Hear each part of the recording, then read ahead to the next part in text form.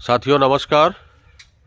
आज हम अपने गांव बागवानी ग्राम पंचायत के राजस्व ग्राम अगरडीहा में आदरणीय श्रीमान विशेश्वर दयाल शर्मा जी के आवास पर, इनके फार्म हाउस पर आए हुए हैं।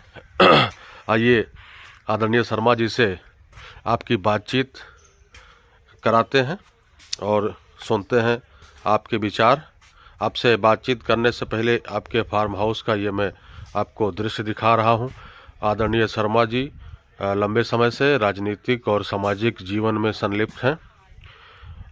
गायत्री परिवार से भी आप जुड़े हुए हैं। आपका ये देखिए प्यारा सा आवास है जो पूरी तरीके से आत्मनिर्भर भारत की छवि को पेश करता है और आप गायत्री परिवार से जुड़े हुए हैं।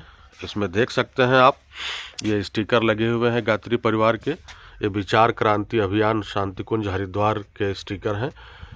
युवाओं के लिए बहुत अच्छा संदेश है और गृहस्थ जीवन में जो है, गृहस्थ आश्रम में है, उनके लिए भी बड़ा अच्छा संदेश है कि प्रसन्न रहने के दो उपाय हैं। एक, आवश्यकताएं कम करें और परिस्थितियों से तालमेल बिठाएं। और दूसरा स्टिकर लगा हुआ है, ये भी विचार क्रांति अभियान का ही है। ईमानदार होने का अर्थ है हजार मनकों में से अलग चमकने वाला हीरा। तो इन सब ध्येय वाक्यों को आत्मसात करके अपना जीवन ईमानदारी से निर्वहन करने वाले आदरणीय शर्मा जी से आइए हम बातचीत कराते हैं, आपसे रूबरू कराते हैं। आप हैं श्रीमान विशेश्वर दयाल शर्मा जी। प्रणाम ताऊ जी। प्रणाम। क्या हाल चाल है? ठीक है। आपसे आज मिलकर काफ़ी खुशी हुई, प्रसन्नता हुई। युवाओं के और ईमानदार लोगों के आप एक आइकान के रूप में इस क्षेत्र में जाने जाते हैं, संघर्षों के आदी हैं। क्या कहेंगे आज के हालात पर, जो आज देश में हालात हैं, न्याय व्यवस्था पे, कानून व्यवस्था पे आपकी क्या राय है? क्या कहेंगे? आइए चलते चलते बात करते हैं जी। आज की न्याय व्यवस्था और कानून व्यवस्था सिर्फ उन निरही लोगों के ऊपर लागू होता है जो सच्चाई से जीना चाहते हैं जी। और कानून में, सिस्टम में कहीं न्याय हमको दिखाई नहीं पड़ता है जी। लोगों पर झूठे, आम आदमी पर झूठे मुकदमे लिख दिए जाएंगे और बीपीएल जो वीआईपी लोग हैं उनके ऊपर मामला होने पर भी मुकदमा लिखने में बड़ी पेचीदगियां है। हाँ। और आम आदमी को अदालत से न्याय मिलने में बड़ा टाइम लगता है। एक हिसाब का वो उसके साथ अन्याय ही है, क्योंकि उस चीज में मैं भी भुक्तभोगी हूँ झूठे हर्जनेट का, जिसको 12 साल से मैं अदालत में फेस कर रहा हूँ। अदालत में तारीखों के अलावा और कुछ नहीं प्राप्त होता है जी।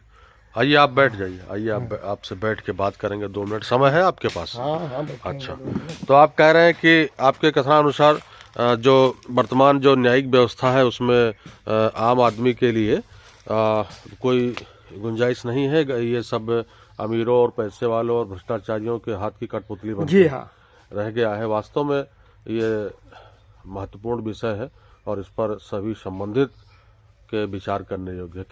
क्या कहना चाहते हैं? हम अपने आपके इस मंच के माध्यम से मैं प्रधानमंत्री जी, आदरणीय नरेंद्र मोदी जी और आदरणीय योगी आदित्यनाथ जी, जिनके आने से ये हुआ है कि कानून का राज स्थापित हो रहा है, होगा, लेकिन इन मेन बिंदुओं पर कानून के झूठे मुकदमे लिखने वालों के ऊपर अगर कार्रवाई नहीं होती है और मुकदमे में टाइम लगता है तो ये एक प्रकार का अन्याय है। कानून का कोई मतलब है नहीं, वो जानकार लोगों का खिलौना बना हुआ है। बिल्कुल, आपके कहने का भाव ये है कि अगर कोई व्यक्ति निर्दोष है, उस पर झूठा मुकदमा लिखा गया है और अगर वो लंबा ट्रायल खींचता है तो एक तरीके से उसका मानसिक उत्पीड़न होगा। हाँ जी, ठीक है।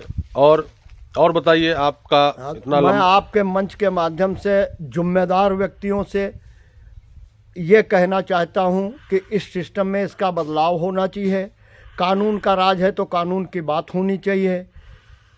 कानून के हिसाब से आम आदमी के ऊपर मुकदमा लिखने से पहले सोचना चाहिए और सिस्टम में ऐसी कोई जगह होनी चाहिए, अगर कोई निर्दोष के ऊपर झूठा मुकदमा लिख जाता है तो उसका भी कहीं मंच उसको मिलना चाहिए जो अपनी बात कह सके, जहां सुनी जा सके। ठीक है। आप यहाँ अगरडीहा ग्राम सभा जो है, ये बागवानी ग्राम सभा के अगरडीहा राजस्व ग्राम में कब से निवास कर रहे हैं? हमको यहाँ निवास करते हो गए करीब 50 वर्ष। अच्छा, इससे पहले आप पूर्वज कहाँ के रहने वाले थे? हमारे पूर्वज हरियाणा के रहने वाले। कौन सा जिला हरियाणा में? जिला डिस्ट्रिक्ट महेंद्रगढ़। महेंद्रगढ़ हाँ, के नारनौल। आपके पूर्वज हैं और आप अगरडीहा में रह रहे हैं लगभग 50 वर्षों से। जी 50 वर्षों का मतलब कि लगभग 1970 के दशक में हाँ, आप। 1970 65-70 के दशक की बात। क्या आपको हरियाणा और इसमें क्या अंतर दिखता है? यहाँ के उत्तर प्रदेश के माहौल में और हरियाणा के माहौल में क्या अंतर दिखता है? अब हरियाणा में हमारा बचपना बीता था जी। आज की परिस्थिति के बारे में तो मैं कुछ बता नहीं सकता हूँ, लेकिन वहाँ पर यहाँ पर भी आपसी प्रेम था। जब से राजनीतिक पार्टियाँ जातवाद और इसके चक्कर में आई हैं तब से सारा माहौल जी खराब हुआ है। किसानों के आंदोलन से आप लंबे समय से जुड़े रहे हैं। जो भारतीय किसान यूनियन है टिकैत गुट, उसमें आप वरिष्ठ पदाधिकारी रहे हैं। हाँ। किसानों के आंदोलन को आपने गौर से देखा है। किसान यूनियन पर आप क्या कहेंगे और किसानों की स्थिति पर क्या कहेंगे? किसान यूनियन जिस उद्देश्य के लिए बनी थी वो आज अपने उद्देश्य से भटक गई। किसानों के स्थिति पर क्या कहेंगे? किसानों की स्थिति तो कहने को तो उत्तम खेती, मध्यम बान, निष्कट चाकरी, भीख निदान। हमारे पूर्वजों का कथन है कि खेती को उत्तम बताया गया था और नौकरी को निष्कट चाकरी, निष्कट कहा गया था। लेकिन आज नौकरी उत्तम हो रही है। कोई भी रिश्तेदार ढूंढने जाता है लड़की के लिए तो नौकरी वाला ढूंढता है, किसान का व्यवस्था नहीं ढूंढता है जी। आज किसान की हालत ये है कि उसकी लागत भी नहीं निकल पा रही है। जी। और सबसे बड़ी समस्या तो इस टाइम ये छुट्टा जानवरों वाली है। जी। छुट्टा जानवर से किसान रात दिन जूझ रहा है, उसके बाद भी अपनी फसल नहीं बचा पा रहा। अच्छा जी, ठीक है। आप भारतीय जनता पार्टी से भी जुड़े हुए हैं? जी हाँ। आपके शीर्ष नेतृत्व मोदी जी ने प्रयागपुर की जनसभा में कहा था कि छुट्टा जानवरों का 11 मार्च के बाद व्यवस्था कर दिया जाएगा। इस पर आपको क्या लगता है, क्या कहना है? सरकार तो प्रयासरत है, लेकिन जो बीच में सिस्टम है, अभी सिस्टम का भ्रष्टाचार नहीं मिटा है। गौशालाएं बन रही हैं लेकिन वो सही रूप से बन नहीं पा रही। और मौके का कोई आदमी शिकायत करता है तो उसके पीछे पूरा अमला लग जाता है, तो चुपचाप बैठना पड़ता है क्योंकि झूठे मुकदमे डाल दिए जाएंगे हमारे ऊपर अगर हम कुछ सच बोलेंगे। यानी आपका कहना है कि शीर्ष नेतृत्व तो सही काम कर रहा है, लेकिन जो बीच का जो सिस्टम है जो वो अधिकारी बेलगाम है। ठीक। हाँ, उसका एक उदाहरण और है कि अभी अगर किसान अपने खेत में पुआली फूंक दे तो पुलिस आ जाएगी। लेकिन किस किसान ने अपना जानवर छोड़ दिया, खोल के हाँक दिया, इसका कोई पुरसा हाल नहीं है। बहुत अच्छा लगा आपसे बातचीत करके। आप युवाओं के लिए क्या संदेश देंगे अंतिम में? युवा तो हमारे देश के कर्णधार हैं, लेकिन युवा हमारा नशे में बहक रहा जी। तो मैं सबसे पहले तो युवाओं से कहूँगा नशे से अपने को मुक्त करें जी। और अपने जीवन में युवा तो जो चाहे वो कर सकता है जी। जो चाहे उसके हाथ मुट्ठी में है सारी उसके ताकत, यदि वो सही दिशा और दशा में चले तो।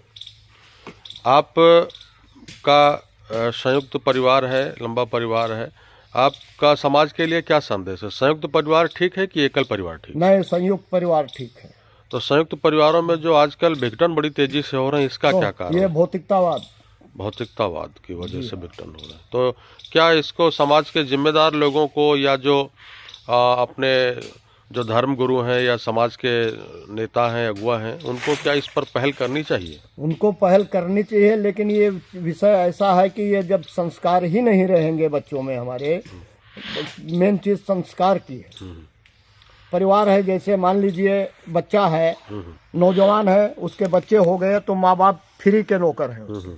बच्चा पालन पोषण के लिए उसके फ्री के नौकर हैं कि कोई तनख्वाह नहीं लेते हैं वो उनसे, लेकिन उन बच्चों को जितना स्नेह वो दे सकते हैं उतना शायद माँ बाप भी नहीं दे सकते, जितना दादा बाबी दे सकते हैं। लेकिन आज भौतिकतावाद में खाली कि मुझको क्या मिला, मुझको क्या मिला। जब आप अपने माँ बाप को खाना बना के नहीं खिलाना चाहेंगे, उनकी सेवा नहीं करना चाहेंगे, तो उनसे प्राप्त आप क्या कर सकते हैं? आपके कहने का भाव है कि युवा ये सोचे कि हमने माँ बाप को क्या दिया जी, इस पर चिंतन करे युवा। हाँ। ये ना सोचे कि माँ बाप ने हमको क्या दिया। और कुछ संदेश आप, कुछ विशेष बात, कोई अनुभव आप जो साझा करना चाहें आप? विशेष बात साझा पार्टी भी है, भाजपा की पार्टी की है। इलेक्शन के टाइम तो पार्टी कहती है कि बूथ के अध्यक्ष, बूथ के कार्यकर्ता हमारी रीढ़ की हड्डी है, लेकिन इलेक्शन के बाद उस रीढ़ की हड्डी में कहीं चोट आई है, क्या कुछ हुआ है, इसके बारे में कोई भी एक फोन करने वाला या पूछने वाला नहीं। यानी आपका कहना है कि भारतीय जनता पार्टी का शीर्ष नेतृत्व तो छोटे कार्यकर्ताओं पर ध्यान नहीं दे ध्यान नहीं दे रहा है। इसका जिम्मेदार कौन है? इसका जिम्मेदार है मौके का नेतृत्व और शीर्ष नेतृत्व, दोनों जिम्मेदार हैं इसका। बहुत अच्छा, बहुत बहुत धन्यवाद आपका।